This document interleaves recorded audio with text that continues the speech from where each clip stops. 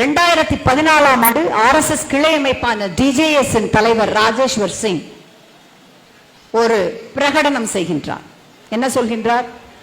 2021ஆம் ஆண்டு December 31க்குள் India முழுவதும் உள்ள முஸ்லிம்களையும் கிறிஸ்தவர்களையும் துடைத்து எறிவோம்.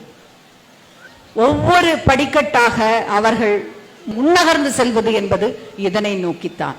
ஆனால் நாம் நம்முடைய மொழி, நம்முடைய உணவு பழக்க வழக்கம், நம்முடைய உடை இவற்றால் வேறுபட்டவர்களாக இருக்கலாம். Diversity is our strength. Polyphonic and plural voice is the strength of India. பன்மை தன்மைதான் இந்தியாவினுடைய பலம். ஒரு சின்ன ஒரு அதை கவிதை என்று நீங்கள் சொல்ல முடியாது, ஆனால் மிகச் சரியாக ஆங்ஸ்ட் நெஸ்ட் என்கின்ற ஒரு வலைதளத்திலே இருந்து இந்த பதிவை எடுத்தேன். அதோடு என்னுடைய உரையை நான் நிறைவு செய்யலாம் என்று நினைக்கின்றேன். மிகச் சரியாக இந்த அபாயத்தை படம் பிடிக்கிறது இந்த பதிவு. முதலில் அவர்கள் பௌத்தர்களை பார்த்து சீனாவுக்கு போய்விடுங்கள் என்றார்கள். நான் ஓரமாக நின்று வேடிக்கை பார்த்தேன், ஏனென்றால் நான் பௌத்தன் இல்லை. பின்னர் அவர்கள் கம்யூனிஸ்டுகளை பார்த்து ரஷ்யாவுக்கு ஓடுங்கள் என்றார்கள். நான் சிரித்தேன், ஏனென்றால் நான் கம்யூனிஸ்ட் அல்ல. மேலும் அவர்கள் சீக்கியர்களை பார்த்து கனிஷ்கா விமானத்தில் ஏறி கனடாவிற்கு போய் தொலையுங்கள் என்றார்கள். நான் சிப்ஸ் குறித்துக் கொண்டு செய்தி பார்த்துக் கொண்டிருந்தேன். நான் தான் சீக்கியன் இல்லையே. அடுத்து அவர்கள் பாதிரியாரின் குழந்தைகளை எரித்த ஜீப்பின் பக்கத்திலிருந்து கிறிஸ்தவர்களே ஜெருசலேமுக்கு ஓடுங்கள் என்று கத்தினார்கள். நான் சாப்பிட்டு விட்டு தூங்கிவிட்டேன், நான் கிறிஸ்தவன் இல்லையே. பின்னர் அவர்கள் கீழடி முதுமக்கள் தாழி, தமிழர்களின் தொப்புள் கொடி, ஈழத் தமிழர்களே இலங்கைக்கு துடுப்பு துளாவுங்கள் என்றார்கள். நான் சாப்பிட்டு விட்டு சுகர் மாத்திரை போட்டேன். நான் என்ன இலங்கை அகதியா என்ன?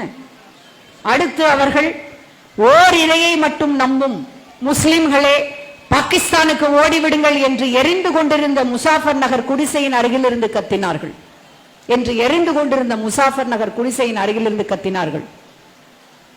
நான் முஸ்லிம்கள் பதட்டத்துடன் தெருவில் அலைவதை வேடிக்கை பார்த்தபடி உறங்கச் சென்று விட்டேன். நான் முஸ்லிம் அல்லவே. கடைசியாக அவர்கள் என் வீட்டு கதவை தட்டி, நீ இந்திய குடிமகனா? 15 ஆவணங்களை காட்டு என்றார்கள். நீ இந்திய குடிமகனா? 15 ஆவணங்களை காட்டு என்றார்கள். 8 ஆவணங்களை காட்டினேன். மேலும் ஆதாரம் கேட்டார்கள். கோலார் மாவட்டத்தின் கஸ்பா கிராமத்தில் 6ஆம் தலைமுறையாக என் தந்தை பெயருக்கு வந்து சேர்ந்த சொத்தின் தாய் பத்திரத்தை காட்டினேன்.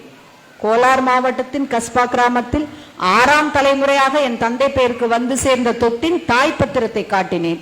அவர்களின் சந்தேகம் தீரவில்லை. எங்கே உணர்ச்சியுடன் பாரத் மாதா கி ஜெய் என்று சொல் பார்க்கலாம் என்றார்கள். என்னால் தமிழன்னை வாழ்க என்று மட்டுமே சொல்ல முடிந்தது.